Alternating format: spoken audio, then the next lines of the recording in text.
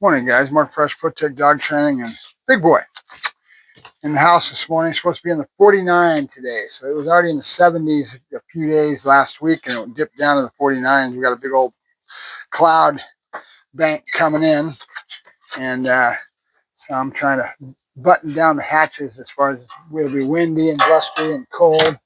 Then it's supposed to go to warm, and hopefully it stays that way. It'll be all warm next week. Or after the day, it's supposed to go back into the 60s and 70s and climb up slow but sure, right? So now this is day 4 with Big Boy, and what I'm trying to do is convey some thoughts. But here's where just maturity and all kinds of things get in your way. I could go crazy and keep luring and getting him to follow the lure all the time, but I'm trying to get him to get his brain in the right place, because we know the breed he is. He's nothing but goat juice. And if you bounce his brain off the walls and get him going crazy, you're going to end up having to face that for the rest of his life. Now, a lot of trainers, they get into the protection and they want to wind the dog up. And with Malinois and Dutchies, I don't find that there's a need for that.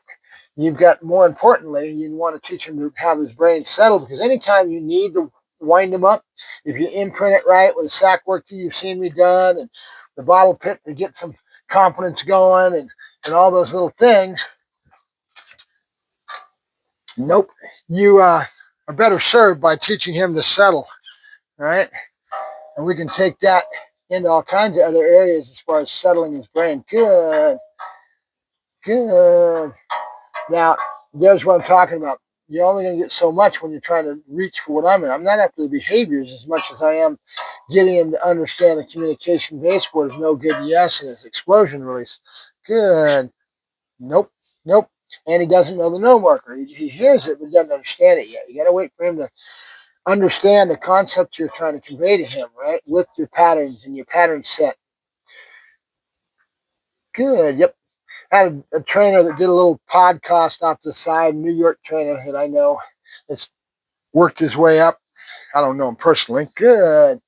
But I've watched his podcast and seen him over the years, and he's a pretty good trainer. And yesterday he went after an accent point that really kind of made me kind of go, what the heck? And then what he was talking about was people that get in and want to chatter to their dogs with like I always say, emotional puking, or just sitting there and talking to your dog like they understand you. They don't understand you. And I couldn't understand, because to me it's so simple that I use what I use because I understand dogs so well.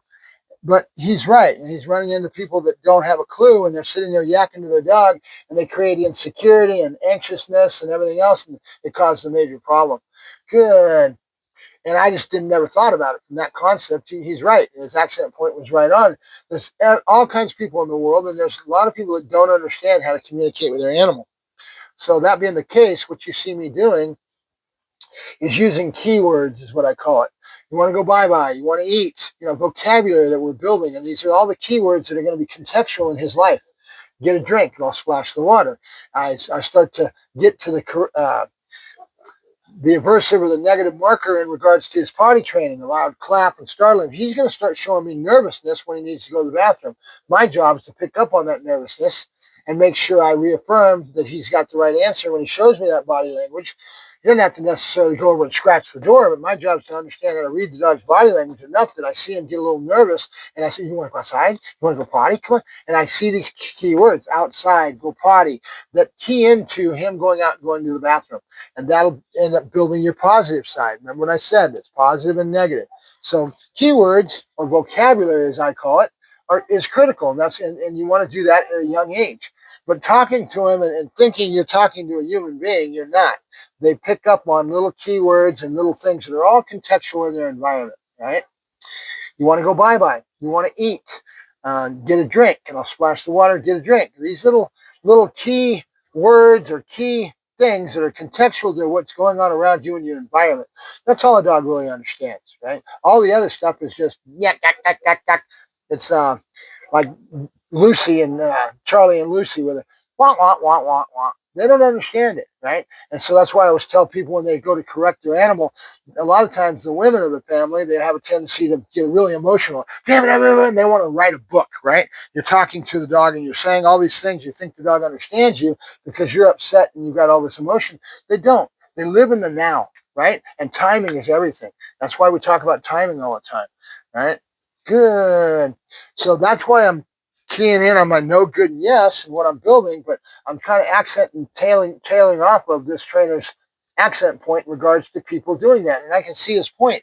I just never stopped and thought about it because to me it's so simple. I've been doing this my whole life, and I don't even think twice about how I build the dog and understanding that concept. But I can see what he's trying to say. He's trying to say that a lot of people may not know that, and they're creating a problem by sitting there talking to the dog.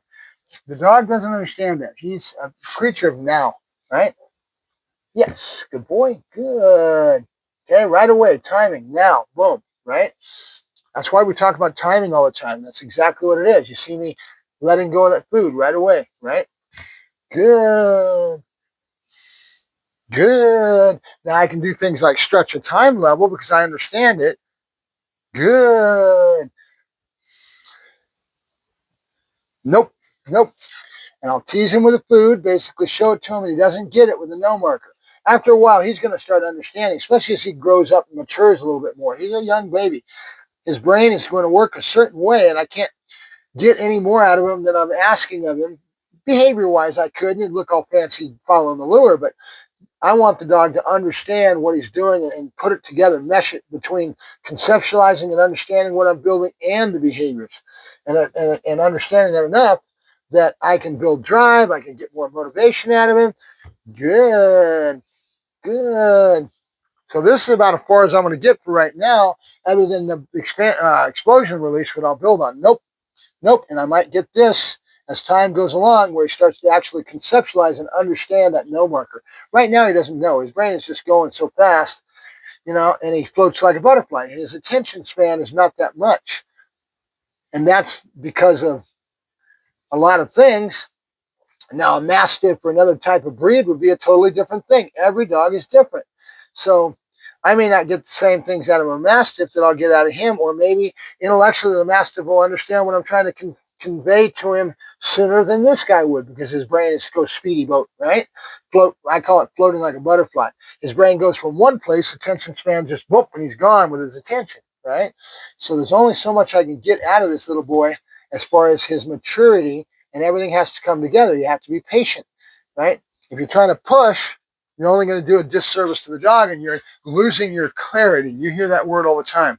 Clarity. In other words, me trying to convey a thought to the dog and him understanding what I'm doing. Well, this is the key. This communication baseboard that we're building is the key to him having better clarity as he gets older and we start adding more things into this behavior set, right?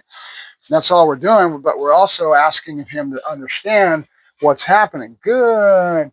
And there's only so much good that he's going to understand, right? Right now I'm getting a nice little time level. Good. And before he broke, right away that time level is getting a little stretched and he may break. So I've got to try to, good, try to tell him he's right, but just a little bit more time than normal. Good. So I get more patience, more settling, right? More patience on the dog's part. And this will add up to being very beneficial as he grows into this as we get older and older, right? So that's why no, good, and yes is so important. But it's not just behaviors of heel, sit down, stay, and getting a sit or getting it down. It's what I'm trying to do to stretch the dog's brain within the work. You always hear me talking about it when I'm on screen. Where's the dog's head at in the work? Well, this puppy's head is in a certain place based on maturity. Good. Based on breed and his energy levels. Good. And you have to be able to read the dog. Nope. Nope. Now I'm going to put a bunch of my food in my hand so it really brings up the enticement. Bring it back down. Good. And then let one go at a time. Good. I'm bending over. This is help, right? I'm saying nope, nope. Trying to convey that no marker to him and make him understand that he broke and that he's not getting what he wants when I say no. And that's, again, some of it's maturity and then understanding, excuse me, and conceptualizing what I'm trying to get across to him. And you're not going to be able to force it. You just got to wait for it to come. Good. It's just kind of like Food drive is very prevalent in this age of dog. But his drive for toy is not as much, right? I can still get him stimulated because of the breed into the toy, but he doesn't live for it like he does this food, right? And I can manipulate that food drive in regards to timing it within his meals. Like when I let him out in the morning when he first gets to eat, he's got more want for the food. And right now I'm feeding him his kibble. I started this morning with hot dogs. He loves this hot dogs, but if we give him too much, he's going to throw off his diet. His digestion is also young. So I've got to think about that, right? Processing that food. Good, good. Big boy. Good. And right away I could say big boy, then food. Then I could say big boy and a pause and an explosion. That's what we're going to lead into. All right, that's about it. Mark Fresh, Protect Dog Training with Big Boy, trying to convey some thoughts to you. But yeah, reading the book and trying to give him all this verbiage and get all emotionally upset or emotionally into whatever you're trying to tell him, the dog doesn't understand that. It sounds like Charlie and Lucy. Wah, wah, wah, wah, wah. Good boy. Wah, wah, wah, wah, wah. We're done. We're done. There's another keyword, done, right? Show him your hands. We're done. We go into regular life. And then I'm going to go grab toys and let him play for a while. All right, I'll talk to you guys later. Mark Fresh, Protect Dog Training, signing off with Big Boy.